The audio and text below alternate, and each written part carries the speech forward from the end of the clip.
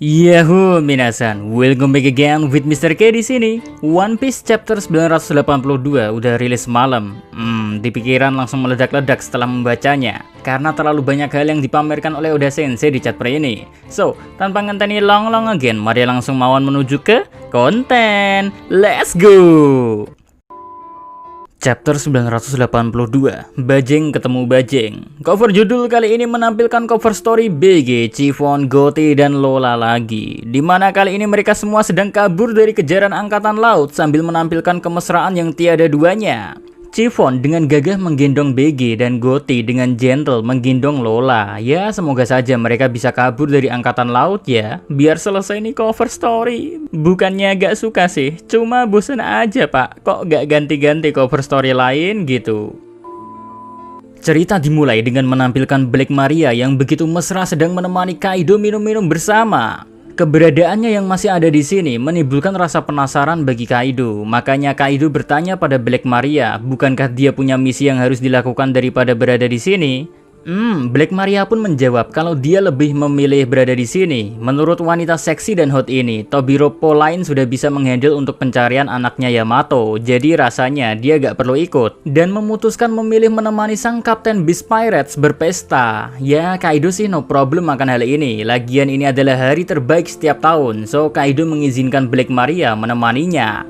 Terus di sisi lainnya, Orochi pun kelihatan bahagia merayakan pesta ini bersama Kaido. Bukan karena ini adalah hari yang spesial ya, melainkan karena bagi Orochi ini adalah hari terbaik di mana dia bisa terbebas dari mimpi buruk dari klan Kozuki yang selalu menghantuinya selama 20 tahun telah lenyap. Orochi sangat yakin hal ini karena bawahannya Kanjuro pastinya sudah menyelesaikan misi terakhirnya dan kini Kanjuro sedang dalam perjalanan ke sini karena misinya telah sukses.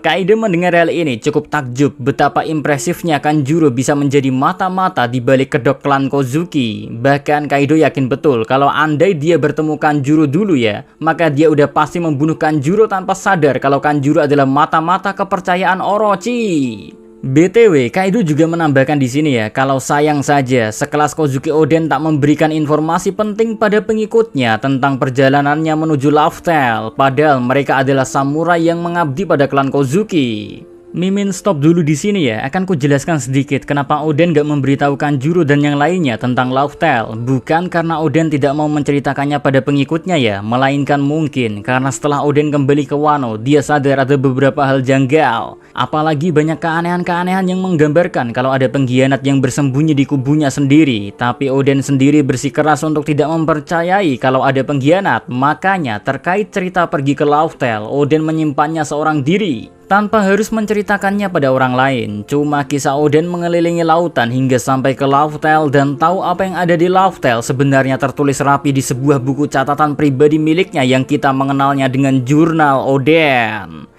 Tak ada yang tahu di mana mendiang Oden menyimpan jurnal tersebut. Istrinya saja ya tak diberitahu letak jurnalnya. Sang istri hanya diberi peninggalan sarik kertas bertuliskan pesan ramalan Oden 20 tahun yang akan datang, pesan kegagalannya mengalahkan Kaido, dan pesan Oden yang meminta tolong pada Toki untuk menggunakan kekuatan buah iblisnya.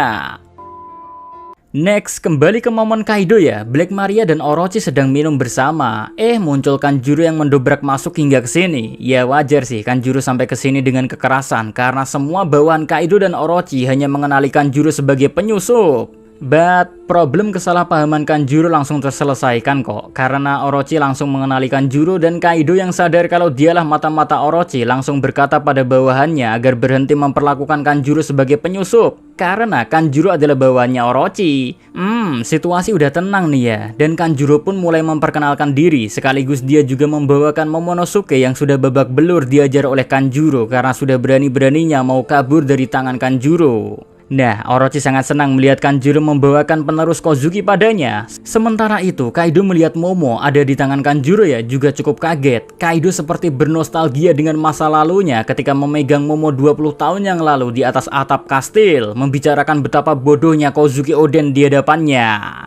Dan kekecewaan Kaido mengetahui keturunan Oden hanyalah omong kosong belaka, sama halnya seperti dulu. Kaido melihat Momo sekarang juga sama, cukup kecewa anak Oden tak seperti Kozuki Oden. Kaido pun langsung tak mempedulikan Momo lagi guys. Begitupun Kanjuro langsung melempar Momo di tengah-tengah Kaido dan Orochi.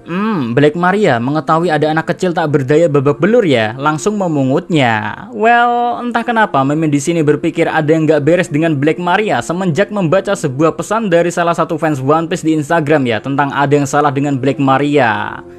Rasanya gak adil jika kalian gak tahu tentang pesan salah satu fans One Piece tersebut. Setelah Hunter x Hunter episode mungkin akan ku beritahu ya.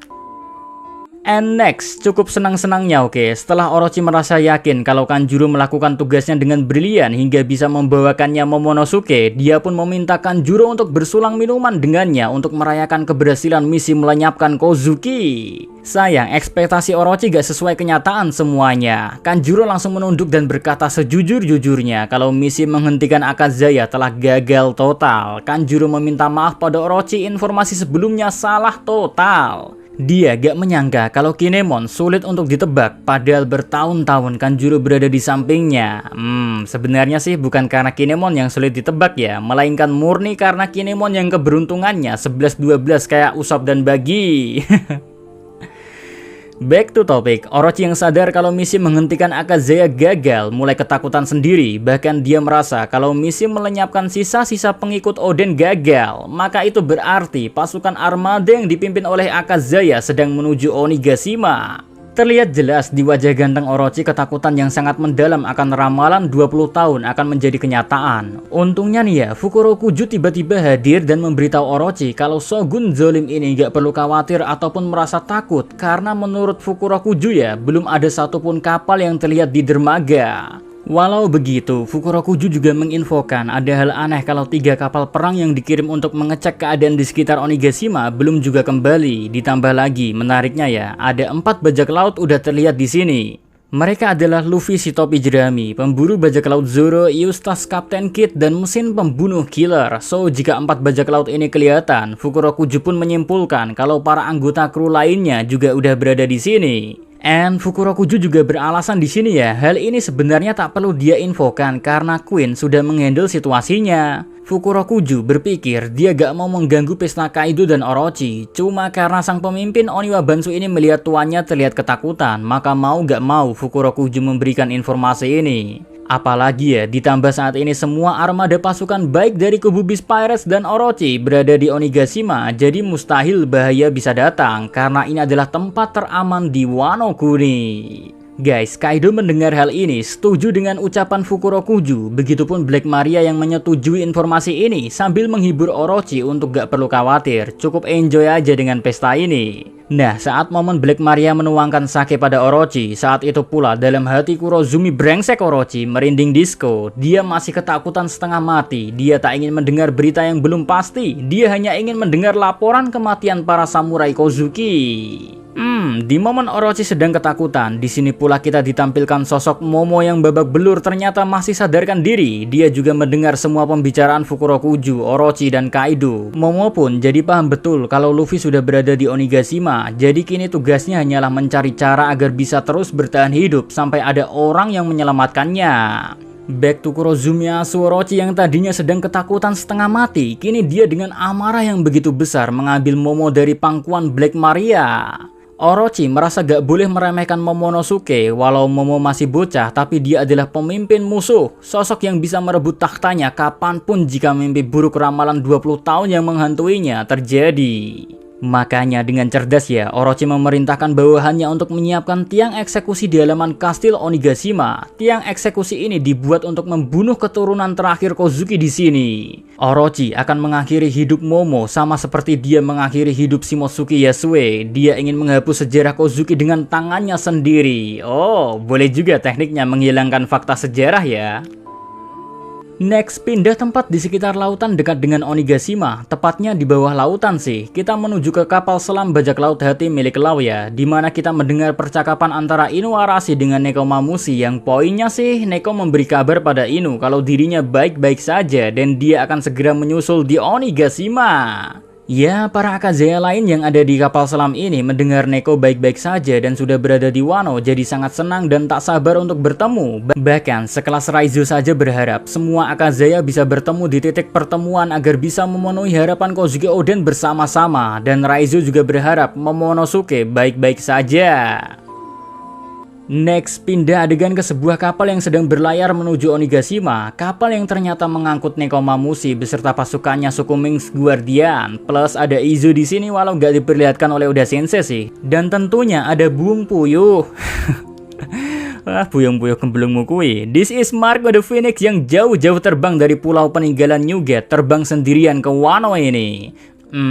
Efisien juga ya kemampuan buah iblis Marco. Anyway, lewat percakapan Marco, Izu, dan Neko, Mimin sedikit paham kalau Marco baru tahu kalau situasi di negeri Wano sangat parah dan dia juga baru sadar baru-baru ini saja ya. Kematian Oden pastinya sudah diceritakan Neko ketika bertemu dengan Marco bukan? Cuma apa yang membuat Marco tergerak hatinya untuk pergi ke Wano lebih cepat dari pesan yang diberikannya pada Neko lah yang membuat banyak fans One Piece penasaran, termasuk Mimin. Kalau boleh berimajinasi nih ya, alasan Marco datang ke sini lebih cepat ya, mungkin karena situasi dunia yang saat ini kacau balau gara-gara referee, lalu bocornya informasi aliansi Big Mom dan Kaido di Wano, hingga menimbulkan sang Phoenix menjadi sadar betul dia harus segera ke Wano, mengingat arah kekacauan dunia sekarang ini ada di Luffy berada. Ya, yang penting Marco sekarang udah sampai di sini sih, kita tinggal tunggu rencana jenius dari Izu atau Nekomamushi yang ada di panel ini seperti apa nantinya. Next, pindah ke posisi tim Denjiro yang kebetulan saja Denjiro bertemu dengan salah satu Tobiropo yang merepotkan, yaitu Sasaki. Anyway, Sasaki di sini masih menganggap Denjiro adalah Kyoshiro temannya. Jadi ya, memanfaatkan keadaan ini dengan sangat easy peasy, Denjiro menipu Sasaki hingga bisa menjebak Sasaki agar bisa terantai dengan batu laut. Sasaki pun kaget melihat tingkah laku Denjiro guys. Cuma dengan dendam yang begitu berapi-api, dia menjawab keheranan Sasaki hanya dengan sebuah tato di punggungnya. Sebuah tato yang hanya dimiliki oleh jiwa seorang Kozuki. Sasaki melihat tato tersebut, ekspresinya kaget bukan main. Ya, hal ini wajar sih Sasaki. Karena negeri Wano memang tidak baik-baik saja sejak kepemimpinan Orochi yang berlindung di balik sosok Kaido. Kepemimpinan zolim yang selalu membungkam kebenaran, bahkan tak segan-segan membunuh siapapun suka-suka sang shogun mau ngebunuh siapa aja selama sang shogun masih bisa berkuasa. Nyawa rakyat hanya sampah baginya. Menghapus sejarah asli tentang Kozuki yang sebenarnya, mengkaburkannya dengan sejarah palsu, membuat yang kaya makin kaya, yang miskin makin nelangsa. Bahkan rakyat miskin dipaksa untuk tertawa melihat kezoliman yang ada. Tangis dan kepedihan mereka direnggut. Kelaparan dan kematian rakyat miskin adalah hal yang wajib untuk ditertawakan oleh semua orang yang tinggal di sebuah negeri bernama Wano Kuni. Jadi ketika kezoliman seperti ini merajalela selama bertahun-tahun lamanya, wajar saja hantu yang selama ini ditakuti sang penguasa zolim menuntut balas demi kebebasan total yang menjadi impian semua orang yang tinggal di negeri Wano Kuni.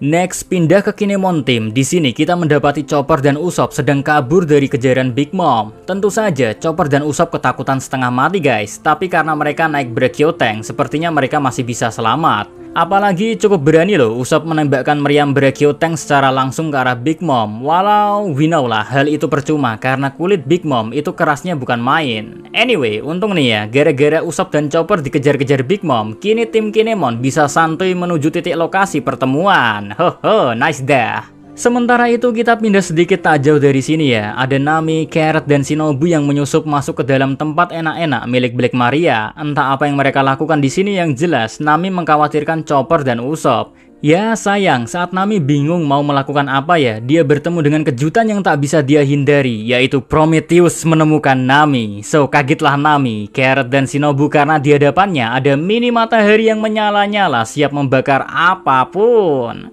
Kok Mimin jadi kepikiran pertarungan seru antar spesial homie ya di sini. Next, pindah tempat lagi di dalam kastil Kaido ya. Kita berjumpa dengan Ulti dan Pac-Guan yang bukannya mencari Yamato, tapi sedang bermain kejar-kejaran. Sebenarnya sih Pac-Guan di sini ingin kabur dari Ulti, tapi gak bisa. Bahkan Pac-Guan menyuruh Ulti untuk jangan mengikutinya dan berhenti berlari saja. Tapi Ulti malah marah-marah, langsung meminta digendong paksa sama Pac-Guan. Ya you know lah, karena Pac-Guan gak siap, jadinya malah keduanya terjatuh dari tangga. Dan menariknya ya, saat mereka terjatuh, tepat di samping mereka ada sang Bakasencho favorit kita, Monkey D. Luffy. Luffy pun langsung menengok apa yang terjadi di sampingnya. Entara, kedua Tobiropo ini langsung melihat Luffy. Cuma menariknya nih ya, ulti gak mengenali Luffy sama sekali. Aneh ya ini, sekelas Tobiropo loh, kok gak kenal Luffy ya? Kalau Luffy sih wajar gak kenal, wong emang kapten paling jenius kita ini, nama orang sering dipelesetkan sama nama makanan. Bisa-bisa jadi pandangan pertama nih, awal mula sebuah cinta tumbuh. Oh ya, Pegwan di sini sepertinya mengenal Luffy sih, but kita tunggu mawon kelanjutan ceritanya seperti apa ge. So, sekian review paling ngaret kali ini. See you again next time. Adios ya karamelos, stay safe everyone. Salam Animania.